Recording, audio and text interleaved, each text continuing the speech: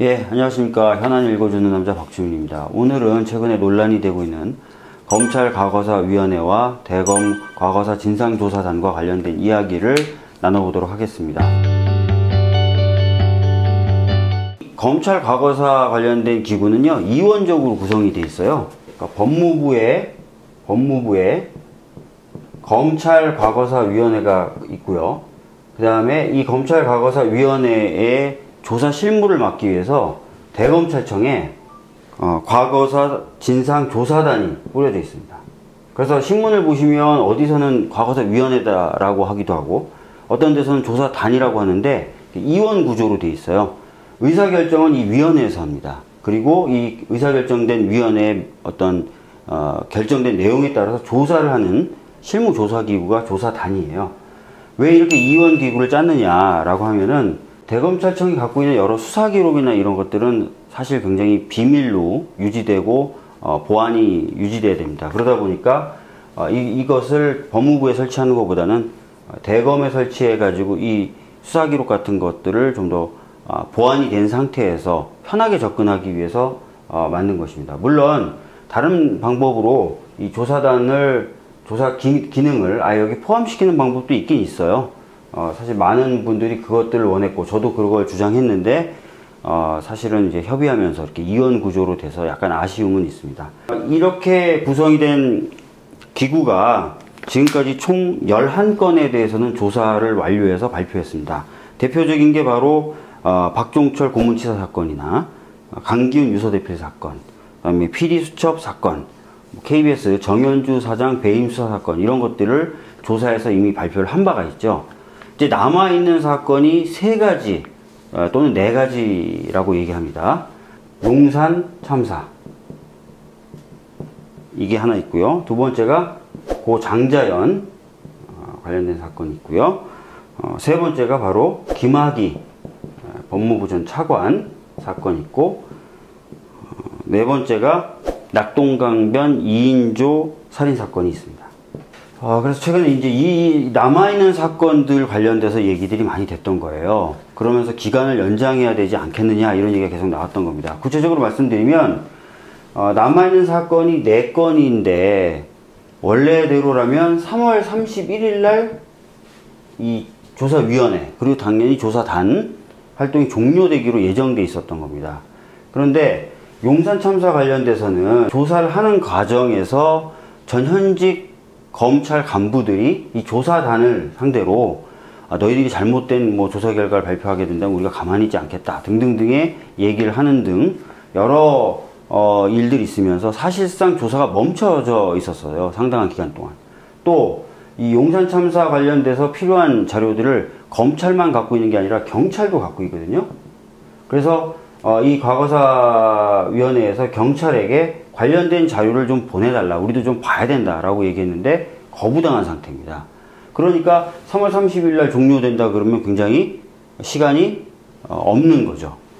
그 다음에 장자연 사건 같은 경우에는 여러분 아시겠지만 최근에 장자연 씨의 동료라고 하는 윤지호 님이 등장하셔가지고 새로운 진술들을 하고 있는 상태예요. 사실은 장자연 씨가 숨진 건 단순 자살이 아니라고 본다면서 다시 수사에 들어가면 공소시효가 25년으로 늘어난다고 주장했습니다. 그리고 새로운 어떤 관련자들을 지목한 상태고요. 그래서 그 부분에 대해서 당연히 조사가 더 돼야 되겠죠. 그러니까 3월 30일 종료한다는 것은 굉장히 부실한 조사가 될 수밖에 없다는 것입니다.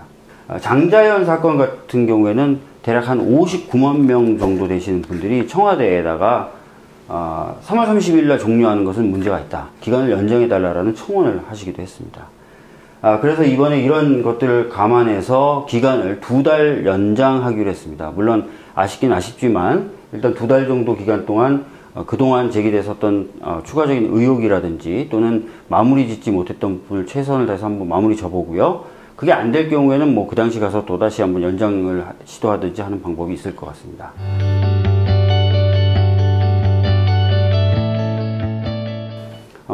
조사와 수사의 차이를 먼저 아셔야 되는데요. 수사라고 하는 것은요, 범죄 혐의를 전제로 또 그것을 기소할 것을 전제로 이루어지는 조사 과정을 수사라고 합니다. 조사라고 하는 것은요, 특정하게 뭐 어떤 범죄 혐의를 전제로 한 게 아니라, 또 기소를 당연히 전제로 한 게 아니라 사실이 어땠는지를 확인하는 작업, 더 넓은 개념이에요. 그런데 예를 들어서 장자연 사건 같은 경우는요, 관련돼서 지금 제기되고 있는 여러 의혹들이 공소시효가 도가했다라고 이야기가 되고 있어요.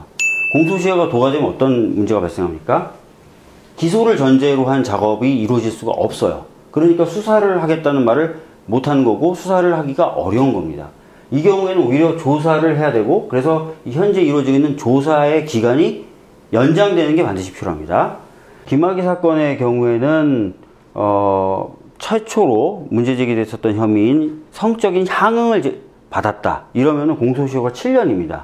근데 이 사건이 주로 있었던 때가 2007년도, 2008년도이기 때문에 그렇게 되면 공소시효가 도가된 거예요. 그러면은 아까 장자연 사건에서 말씀드렸던 바대로 공소시효가 끝났기 때문에 기소를 전제로 한 작업인 수사가 진행되는 게 거의 불가능해지죠. 그러니까 그 경우에는 조사를 더 하자, 조사기간을 연장하자, 이렇게 하면 되는 겁니다. 그런데 만약에 최근에 제기되고 있는 의혹처럼 약물 등을 이용한 성폭행이었다 그러면 최대 공소시효가 25년이 됩니다. 그러면 2007년, 2008년부터 25년이니까 현재도 공소시효가 살아있다. 다시 말씀드리면 그것은 기소를 전제로 한 작업인 수사가 가능하게 되는 것입니다. 그럴 경우에 수사는 조사와 달리 강제적인 수사가 가능합니다. 예를 들어서 영장을 발부받아서 압수한다든지 수색한다든지 구속한다든지 이런 것들이 가능하기 때문에 오히려 이제 김학의 사건의 경우에는 경우에 따라서는 수사로 전환되는 것이 필요하다라고 볼 수도 있습니다. 일단 조사 기간은 연장했고 조사도 하지만 수사가 필요하다고 되는 부분은 바로바로 수사로 전환하는 게 어떻겠느냐라는 이야기가 나오고 있는 것입니다. 정리해서 말씀드리면 장자연 사건은 대부분의 사건이 공소시효가 도과됐기 때문에 조사 필요성이 상대적으로 큰 사건입니다. 물론 윤지호님의 얘기로는 이게 이제 단순한 자살이 아니다라고 본다면 공소시효가 늘어날 가능성도 있어요. 그러니까 그런 관점도 물론 잊어서는 안 됩니다. 당연히 김학의 사건의 경우에는 범죄 혐의를 어떻게 보느냐에 따라서 조사냐 수사냐 이런 것들이 좀 갈라질 필요가 있습니다.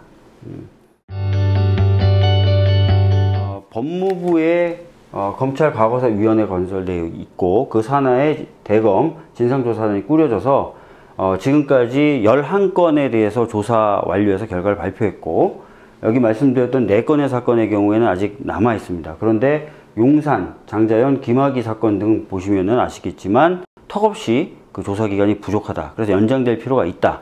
그래서 연장해서 조사를 하되 장자연 사건과 김학의 사건 같은 경우에는 공소시효의 문제가 있기 때문에 경우에 따라서는 어떤 경우는 조사를, 어떤 경우는 수사를 하는 것이 더 적합할 수도 있다라는 말씀을 드렸습니다.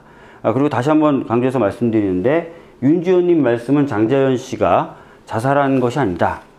물론 그런 가능성도 열어놓고 봐야 된다라고 말씀하셨기 때문에 그 부분도 저희들이 잊어서는 안 된다라는 말씀 다시 한번 드리겠습니다. 이상으로 최근에 논란이 되고 있는 검찰 과거사위원회와 진상조사단 관련된 이야기를 해보았습니다. 마치겠습니다.